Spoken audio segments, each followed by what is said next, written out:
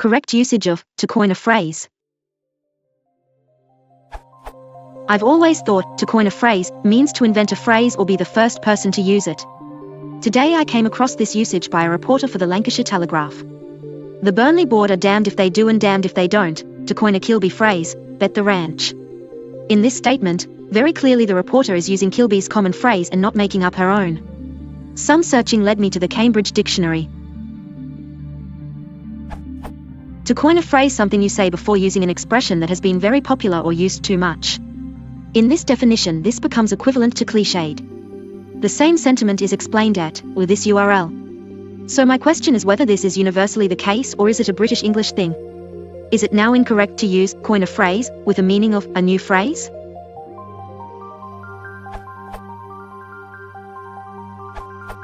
To coin a phrase did originally mean to invent a new phrase, but its use now is almost always ironic. It often seems to be an author's way of excusing him/herself for using a cliché.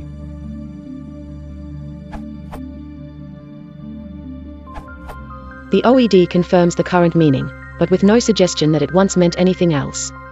An expression commonly used ironically to introduce a cliché or a banal sentiment. The earliest supporting citation is dated 1940. The entry for coinage, however, includes its figurative use to mean the deliberate or formation of a new word, etc.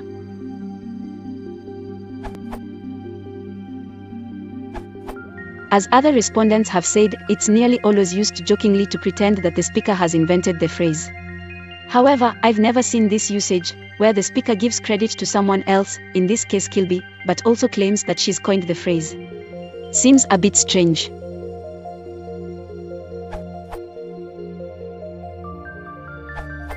I'm sure the reporter knew perfectly well the implications of using to coin a phrase, and it wasn't an ironic usage in the sense that people say this when trotting out a cliché.